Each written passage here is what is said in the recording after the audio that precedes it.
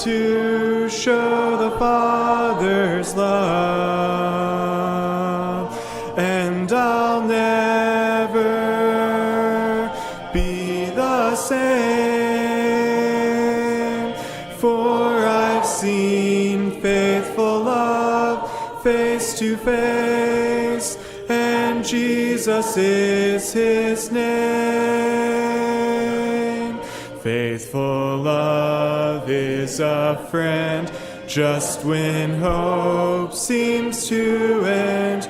Welcome face, sweet embrace, tender touch filled with grace. Faithful love, endless power, living flame, Spirit's fire, burning bright in the night, guiding my way. Faithful love from above came to earth to show the Father's love, and I'll never the same, for I've seen faithful love face to face, and Jesus is his name.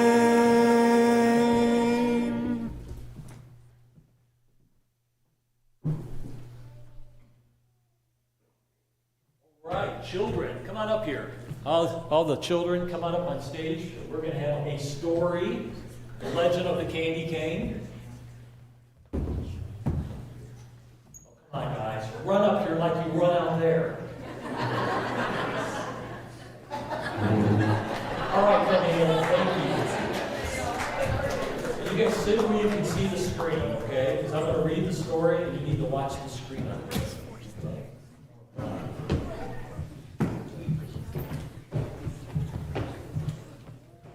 By the way, who does not have a candy cane? Raise your hand. Everybody out there have a candy cane? Yeah, are there any extras back there? All right. Well, just raise your hand. We'll make sure you get one. In fact, on your way out, if you want to grab a second one so that you can share it with somebody, you can share this story we're about to read, right? All right, here we go. One dreary evening in the depths of November, a stranger rode into town. He stopped his horse in front of a lonely storefront. The windows were boarded shut and the door was locked fast. The man looked at it, smiled, and said, "It will do."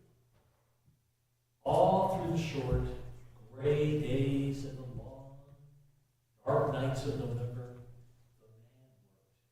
The townspeople could hear the faint of his hammer, of his saw. They could smell the sweet, clean scent of new lumber and the deep, oily smell of new paint. No one knew who the man was or what he was doing. The mayor told the man was a doctor to heal his illness.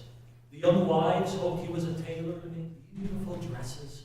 The farmers hoped he was a trader to exchange their grain for goods. But the children had the strongest, deepest wish of all, a wish they did not tell their parents, a deep, quiet, secret wish that none of them said out loud. No one spoke to the man. No one asked if he needed help. They just waited and watched and wondered and wished. The one small girl watched and wondered, waited and wished longer than she could stand. And one snowy day, the knock at the stranger's door. "Hello," she said. "My name is Lucy. Do you need some help?" The man smiled warmly and nodded.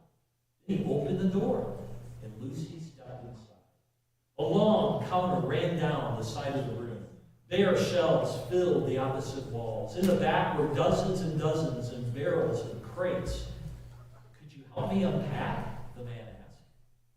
Lucy's heart sank at the sight of all the boxes.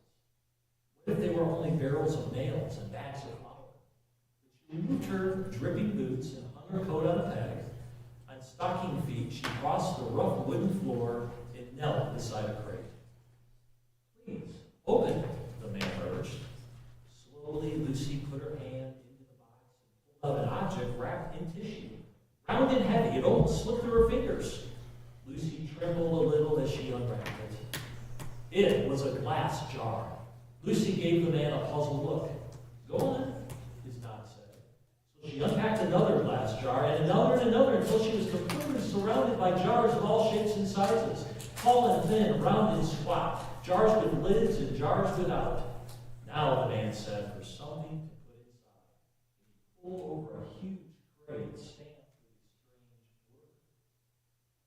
As Lucy unpacked, her eyes lit up. It was candy, her favorite candy.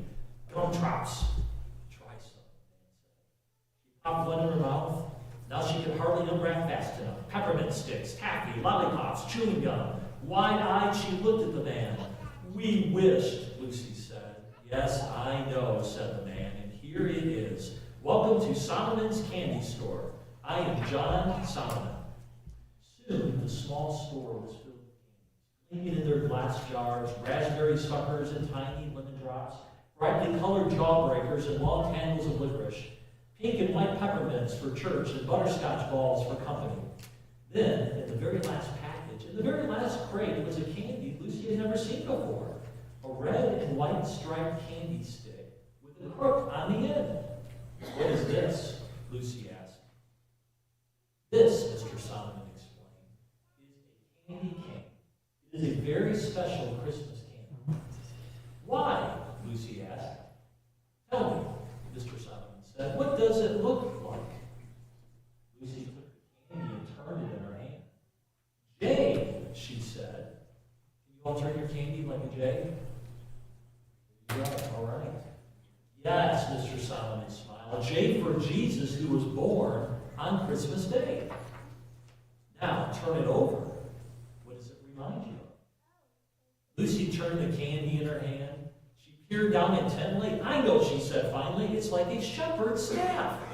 Who were the first to find out about Jesus' birth? Mr. Solomon asked. Shepherds